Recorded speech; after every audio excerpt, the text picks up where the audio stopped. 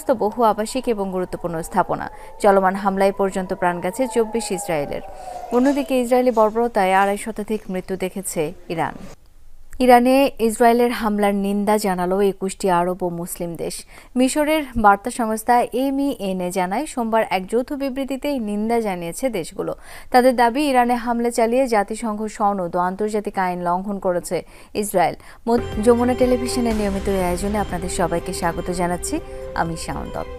রাষ্ট্রীয় টেলিভিশন সেন্টারে হামলার জবাবে ইসরায়েলি ভূখণ্ডে স্মরণকালের সবচেয়ে বড় ও ভয়াবহ হামলার হুমকি দিয়েছে ইরান। দেশটির দাবি, গত 5 দিনে ইসরায়েলের ভূখণ্ড লক্ষ্য করে ছোড়া হয়েছে 350 মিসাইল। ইরানের হামলায় এ পর্যন্ত প্রাণ গেছে 24 ইসরায়েলের। এদিকে তেহরানেও আগ্রাসী অভিযান অব্যাহত রেখেছে নেতানিয়াহু বাহিনী। একাধিক বিস্ফোরণে কেঁপে ওঠে ইসরায়েলি রাজধানী ও আশপাশের অঞ্চল। IRIB চ্যানেলে হামলার ঘটনায় মৃত্যু হয়েছে 3 গণমাধ্যম কর্মীর। দিন কিংবা রাত, থেমে থেমে মিসাইল ড্রোনের বিস্ফোরণে কেঁপে উঠছে ইসরায়েল। সোমবার রাতভর হামলা তো হয়েছেই, মঙ্গলবার সকালেও রাজধানী তেল আবিব লক্ষ্য করে অন্তত 20টি মিসাইল ছুড়েছে তেহরান। 5 দিনের পাল্টা অভিযানে ইসরায়েলে 380টি মিসাইল ছোড়ার দাবি খামেনি প্রশাসনের। বেশ ক্ষয়ক্ষতির কথা নিশ্চিত করেছে বিভিন্ন ইসরায়েলি গণমাধ্যম। হামলা পাল্টা হামলায় আরও ভয়াবহ রূপ নিচ্ছে ইরান ইসরায়েল সংঘাত। সোমবার ইরানের রাষ্ট্রীয় টেলিভিশন সেন্টারে হামলার পর সেই উত্তেজনা আরও তীব্র হয়েছে।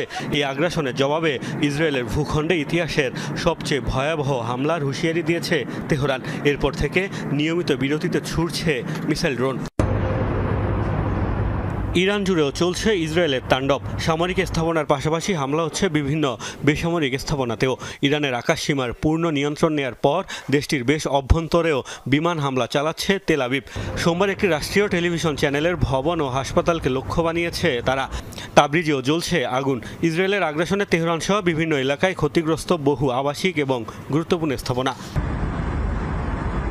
ইসরায়েলের লাগাতার হামলায় ভয় আর আতঙ্কে ইরানের সাধারণ নাগরিকদের রাজধানী ছাড়ার হিড়িক পড়েছে। তেহরানের আশপাশের সড়কগুলোতে তৈরি হয়েছে তীব্র যানজট। এদিকে ইরানের শীর্ষ নেতাদের ক্যান্সার আখ্যা দিয়েছেন ইসরায়েলের প্রধানমন্ত্রী। তারা ক্যান্সারের মতো। আপনি যদি জানতে পারেন ক্যান্সারের কারণে আপনাকে মরতে হবে, অবশ্যই আপনি সেই ক্যান্সার দূর করার পদক্ষেপ নেবেন, চিকিৎসা করাবেন। আমরা আমাদের অভিযান নিয়ে এখনই বিস্তারিত বলতে যাচ্ছি না, তবে আমাদের এখন অনেক পথ পাড়ি দিতে হবে। দুপক্ষের হামলা পাল্টা হামলায় সময়ের সাথে পাল্লা দিয়ে বাড়ছে হতাহতের ঘটনা। এখন পর্যন্ত মৃত্যু হয়েছে 24 ইসরায়েলির। অন্যদিকে নিহত হয়েছেন 250-এর বেশি ইরানি নাগরিক। মোস্তফা মাহমুদ, যমুনা নিউজ। কূটনৈতিক তৎপরতা শুরু হলেও থামেনি ইরান ইসরায়েল পাল্টাপাল্টি হামলা। 5ম দিনের মতো পরস্পরের রাজধানী লক্ষ্য করে দফায় দফায় মিসাইল ছুড়ছে উভয় পক্ষ। সোমবার রাতভর তেহরানে আগ্রাসী অভিযান চালিয়েছে নেতানিয়াহু বাহিনী। এতে নতুনভাবে আরও 45 ইরানির মৃত্যু হয়েছে। এর আগে দেশটির রাষ্ট্রীয় টেলিভিশন IRIB-তে ব্যাপক হামলা চালায় IDF। এছাড়া কেরমানশাহ প্রদেশের একটি হাসপাতালেও চালানো হয় ব্যাপক হামলা। জবাবে ইসরায়েলের রাজধানী তেল আবিব ও বন্দরনগরী হাইফায় বড় পরিসরে ড্রোন ও মিসাইল হামলা চালায় ইরান। শুধু হাইফায় 3 জনের প্রাণ গেছে। একাধিক বিস্ফোরণে কেঁপে ওঠে ইসরায়েলি রাজধানী ও আশপাশের অঞ্চল। ক্ষতিগ্রস্ত বহু আবাসিক এবং গুরুত্বপূর্ণ স্থাপনা। চলমান হামলায় পর্যন্ত প্রাণ গেছে 24 ইসরায়েলের। অন্যদিকে ইসরায়েলি বর্বরতায় 250 শতাধিক মৃত্যু দেখেছে ইরান। ইসরায়েলের টানা হামলায় আতঙ্কের নগরীতে পরিণত হয়েছে তেহরান। নিরাপদ আশ্রয়ের সন্ধানে শহর ছাড়ছে বাসিন্দারা। 2 দিন ধরে অচল অবস্থায় রাজধানীর কারাজ জালোস মহাসড়ক। মানুষের ঢল আর গাড়ির চাপে তৈরি হয়েছে তীব্র যানজট। গাড়ির লম্বা লাইন দেখা গেছে পেট্রোল পাম্পগুলোয়। বাড়িঘর ছেড়ে যেভাবে পারছে ছুটছে মানুষ। সবচেয়ে বেশি চাপ তৈরি হয়েছে পশ্চিমাঞ্চলের দিকে। অনেকেই আশ্রয় নিয়েছে কারাজ শহরে। হামলার জেরে আকাশপথ বন্ধ হয় বিপাকে বহু মানুষ। 5 দিন ধরে চলমান ইসরায়েলি আগ্রাসনে বিপর্যস্ত তেহরানের জনজীবন।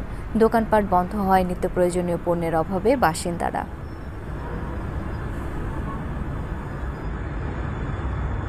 সপরিবারে ভূগর্ভস্থ বাংকারে আশ্রয় নিয়েছেন ইরানের সর্বোচ্চ নেতা আয়াতুল্লাহ আল খামেনি। অবস্থান করছেন তেহরানের উত্তরাঞ্চলীয় কোনো এক গোপন সুরক্ষিত স্থানে। একাধিক গোপন সূত্রের বরাতে এমন তথ্য জানিয়েছে দেশটির সংবাদ মাধ্যম ইরান ইন্টারন্যাশনাল। শুক্রবার থেকে তেহরানের অপারেশন ট্রু প্রমিস 3 শুরু হওয়ার পর থেকেই ছেলে মোস্তাফা এবং পরিবারের অন্যান্য সদস্য সহ নিরাপদ জায়গায় সরিয়ে নেওয়া হয় আয়াতুল্লাহ খামেনিকে। তবে অপর দুই সন্তান মাসুদ এবং মোস্তফাকে দেখা যায়নি তার সাথে। এর আগে গেল বছর ইসরায়েলে পরিচালিত দুই অভিযানের সময়ও বাংকারে সরিয়ে নেওয়া হয় ধর্মীয় এই নেতাকে।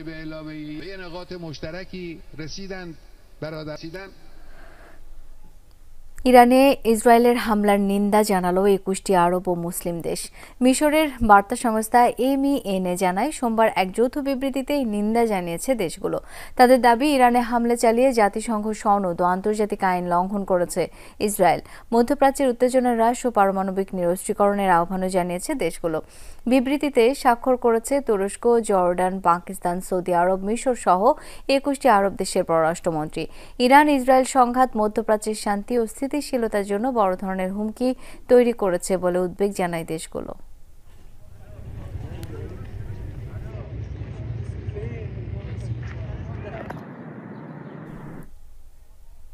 ইরান ইসরায়েল যুদ্ধের বিষয়টি পর্যবেক্ষণ করছে সরকার। বিশ্ববাজারে বাড়লেও দেশে জ্বালানি তেলের দাম বাড়ানোর কথা সরকার এখনো ভাবছে না বলে জানিয়েছেন অর্থ উপদেষ্টা ডক্টর সালেউদ্দিন আহমেদ। সচিবালয়ে ক্রয় সংক্রান্ত উপদেষ্টা পরিষদের বৈঠক শেষে সাংবাদিকদের সাথে আলাপকালে কথা জানান তিনি। বলেন, যুদ্ধ পরিস্থিতি নিয়ে এখনই প্রস্তুত থাকতে হবে বলে মনে করছে না উপদেষ্টা পরিষদ। ক্রয় সংক্রান্ত উপদেষ্টা পরিষদের বৈঠকেও বিষয়টি নিয়ে আলোচনা হয়েছে বলে জানান ডক্টর সালেউদ্দিন আহমেদ। সচিবালয়ে সরকারি ক্রয় সংক্রান্ত উপদেষ্টা পরিষদের বৈঠক শেষে সাংবাদিকদের সাথে কথা বলেন অর্থ উপদেষ্টা সালেহ উদ্দিন আহমেদ। জানান, ইরান ইসরায়েল যুদ্ধ পরিস্থিতির প্রভাব এখনো ব্যবসা বাণিজ্যে পড়েনি, তবে এই যুদ্ধ পরিস্থিতি পর্যবেক্ষণ করছে সরকার। গ্যাস প্রাইস বা LNG প্রাইস যদি বেড়ে যায়, এটা উইল টেক কেয়ার অফ। আজকে যেটা দিলাম ওটা ওল্ড প্রাইসে ওরা কোট করেছে। ভাগ্য ভালো যে ওই প্রাইসে আমরা পাবো আপাতত, বাট আমরা অবজার্ভ করছি যদি যুদ্ধটা বেশি দিন চলে, এটা এফেক্ট যদি হয় তখন আমাদের উপর একটু প্রেশার পড়বে। বৈঠকে সার ও LNG আমদানির অনুমোদন দেওয়া হয়েছে বলে জানান উপদেষ্টা। তবে এসব আমদানি করা পণ্যের জাহাজ যাতায়াত করে হরমুজ প্রণালী দিয়ে। যুদ্ধাবস্থার কারণে সেই যাতায়াত ব্যাহত হতে পারে বলে আশঙ্কা প্রকাশ করেন অর্থ উপদেষ্টা। LNG আনা, সার আনার জন্য কতগুলো ইমিডিয়েটলি আমরা এটা করেছি। আর একটা কেমিক্যাল কমপ্লেক্সের একটা গোডাউন হবে মুন্সিগঞ্জে, যেটা অত্যন্ত দরকার, সেটা আমরা করেছি। যুদ্ধসৃষ্ট এই সংকট বেশি দিন স্থায়ী হবে না বলেও আশা প্রকাশ করেন উপদেষ্টা। আমার মনে হয় এই জিনিসটা বেশি দিন চলবে না। তানভীর মৌসুম,